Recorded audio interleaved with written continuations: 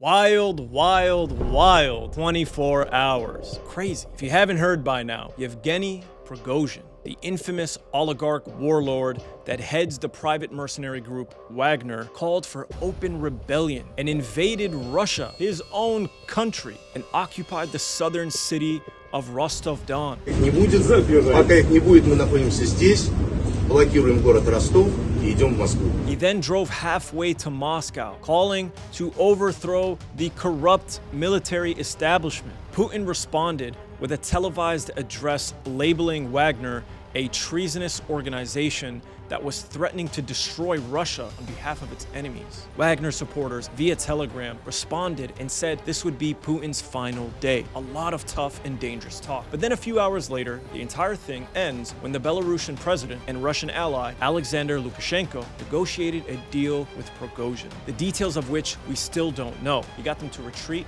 and head home. And just like that, the 24-hour bloodless insurrection came to an end. In the process, however, an oil depot was destroyed in Russia and several aircraft were shot down. All right, everyone is wondering, what the hell happened? Was this a coup? Was this Western-backed? Did Russia stage this as some sort of epic psyop? Is Prigozhin going to live or die? Is Putin safe? Was all this just a way for the Russians to weed out the potential traitors and troll the West? So many questions, not many answers. But we can work together to create a better understanding of this situation. First, I need to tell you who Prigozhin is, because despite his treachery today, he's actually a fucking badass. If you've ever seen the anime Berserk, he's like Guts and Griffith combined. You'll understand why I say that by the end of this video. So Prigozhin is 62 years old. He was born in Leningrad, aka St. Petersburg, in 1961. His father died when he was very young. His mother cared for him and his sick grandmother on her own until she remarried. Clearly troubled, Prigozhin resorted to crime in his teenage years. When he was 18 years old, he was arrested for stealing, but let go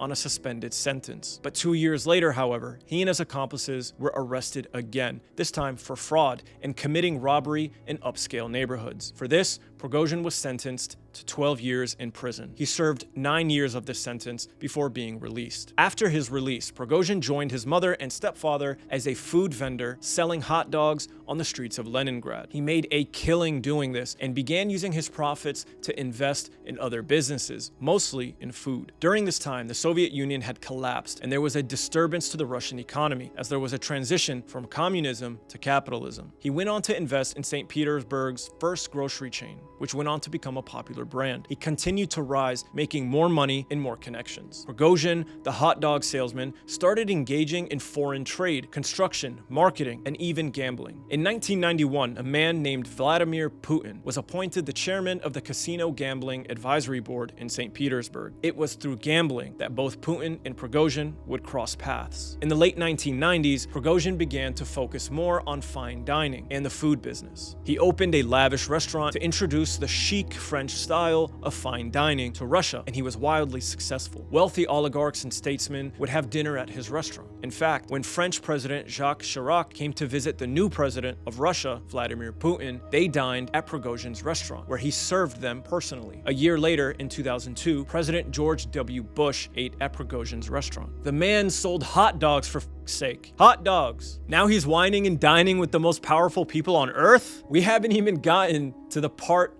about his mercenary group yet. Okay? Who the hell is this guy? Sorry, it's all just so crazy to me. Anyway, Prigozhin, now connected to the wealthiest oligarchs and politicians in Russia, started winning contracts to provide food catering services to the government. He started winning contracts worth hundreds of millions of dollars to feed school kids and government employees. And by 2012, he had earned a $1.3 billion contract to provide food for the Russian military. This is around the time he earned the nickname Putin's Chef. With his vast amount of new profits, Prigozhin went on to create other businesses and established his own internet research agency, which is essentially a propaganda company designed to achieve Russian state interests through internet trolls and bots. This activity is why the US government would later blame him for the election of Donald Trump. Yes, you're hearing that right. The US believes that hot dog salesman Yevgeny Prigozhin undermined US elections and got Trump elected through digital propaganda. Who the hell is this guy? He denied this for a time, but recently admitted that he was involved. And he even promised to do it again in the future. I fucking love this guy. This activity earned him sanctions by both the UK and the USA and earned him a $250,000 bounty on his head by the FBI. In 2014, a pro-Western uprising led to the overthrow of pro-Russian President Viktor Yanukovych. With Russian interests threatened in Eastern Europe, Putin decided to annex the Crimean Peninsula as it was home to an important Russian fleet and naval base in Sevastopol. This led to sanctions and renewed tension with the West. Fighting then broke out in the Donbas region of southeastern Ukraine, where pro-Russian separatists and Ukrainians exchanged skirmishes, gunfire, and artillery fire. Thousands of people were killed, and there was growing insecurity over the treatment of the Russian-speaking people of southeastern Ukraine. Russia supported these separatists unofficially, and this is how the private military group Wagner came into existence. Prigozhin, ever the opportunist, saw another opportunity to make money off the government. By this time, he had made money off food catering, propaganda, and now there was a need to arm private rebels for military purposes. And there wasn't just a need in Ukraine. There were Russian contracts to be had for pro-Russian interests in Libya, Syria, Sudan, and other parts of the world. So Prigozhin capitalized off of this and formed Wagner. He began recruiting retired soldiers, special ops, and even convicts, who I'm sure he has sympathy for given that he spent 9 years in prison. The hot dog salesman was now a warlord. Give him his props. Round of applause. The man really is a movie. Now back to Wagner. With their growing experience, Wagner became infamous for their tactics in urban warfare across a number of different environments. They were active in Libya, Sudan, Syria, and Ukraine. Their troops were very well disciplined and aggressive. They fight with shock and awe. It's a very simple but brutal strategy. Heavy artillery, drone strikes, and fighter jets blast the enemy to soften their defenses. Then, Wagner soldiers move in formation for close-quarter combat to clear rooms and buildings. They do this incredibly dangerous work very well, and this exact service was needed when the Russians and Ukrainians met at the Battle of Bakhmut. With the war in Ukraine dragging on through the winter and Russian troops regrouping, recruiting, and re-strategizing, the busiest activity took place in the small but strategic city of Bakhmut, where the battle raged for months. Street by street, house by house, building by building, Wagner forces led the charge as the Russians completely emptied out the Ukrainian forces from the city. The Ukrainians fought bravely for as long as they possibly could, but they paid a heavy price. It's said that 55,000 Ukrainian soldiers were either killed or wounded facing Wagner and the Russians in Bakhmut. And believe it or not, Prigozhin was right there with his men. As an oligarch, you'd expect him to be safe and cozy in Russia, collecting his paycheck, snorting cocaine, and sleeping with hookers. But no, the hot dog salesman was close enough to the front line to feel the blast of the artillery fire. Watch this video to see just how stone cold this motherfucker is. Ты жив? Да. Ну, отлично. А то, блин, кино некуда снимать будет.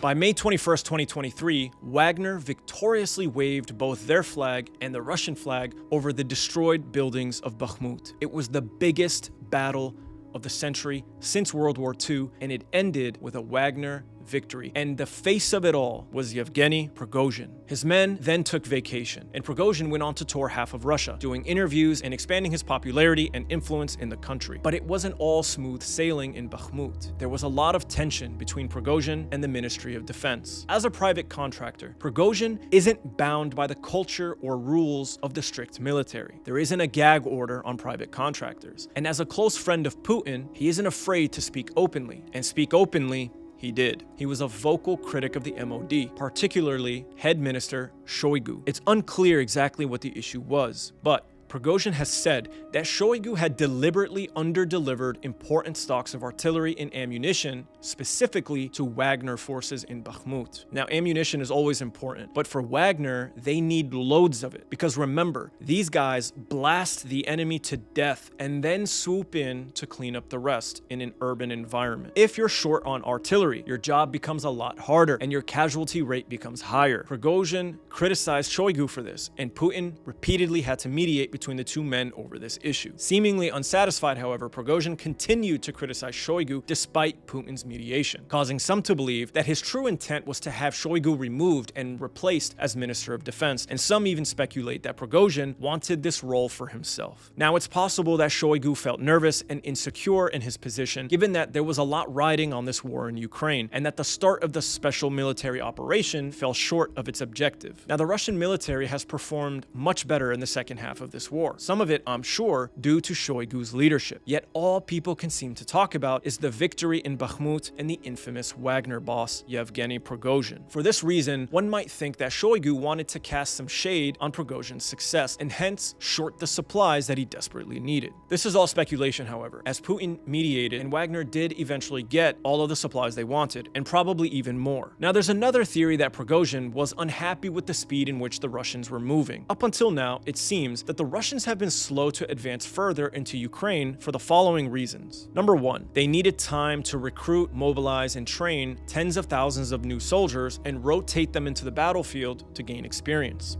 Number two, winter had arrived and the black earth mud thickened, slowing movement to a crawl. Number three, production had gone into overdrive with triple shifts at the factories, but still, Russia needed time to increase their inventory of missiles, rockets, shells, tanks, etc. Number four, fearing a confrontation with NATO directly, Russia needed to reserve their best equipment, aka their most modern equipment, including fighter jets, for that theoretical emergency, and therefore they've been fighting with one hand tied behind their back. And lastly, Ukrainian air defenses needed to be chipped away to give the Russian Air Force free rein to strike their targets, because again, they needed to reserve their best equipment. Now, apparently, none of this was good enough of an excuse for Prigozhin, as he supposedly felt that Ukrainians could have and should have been crushed long ago. He may have felt that the Russians were dragging their feet longer than they needed to do so, and kept giving Ukraine chances to retreat, rearm, and attack again, therefore leading to more Russian casualties. Other rumors suggest that the CIA, British MI6, and Ukraine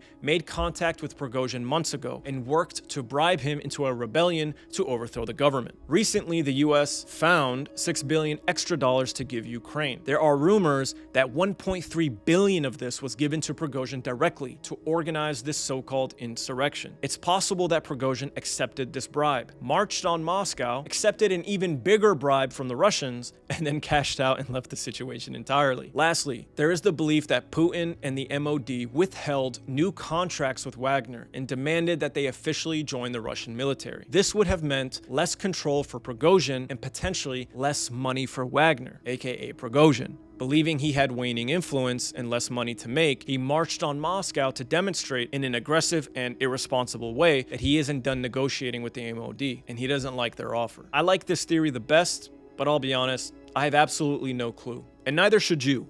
It is way too soon to tell. Lots of rumors will sound juicy right now. The only thing we know for sure is that Prigozhin was a hot dog salesman who rose to the status of oligarch warlord and has made billions of dollars, servicing the government by using his connections to win fat contracts. The guy made food for school children, farmed tweets for propaganda, and killed men for profit. It's safe to say that he's interested in one thing and one thing only: money. And he doesn't care how he gets it. He will march an army halfway to Moscow during a war in the face of the president and the entire military to demand payment. He's got balls. He's an interesting character, but I think he has become a dangerous distraction at a time when all focus should be on winning the war. He has now humiliated Putin and undermined his power. I don't know what will happen next. This situation may not be over, but for now, we can rest knowing that there isn't a civil war in Russia, at least not at the time of the making of this video. And hopefully, there won't ever be a civil war, as Russia is armed to the teeth with nuclear weapons, and any instability means that those weapons of mass destruction are put at risk,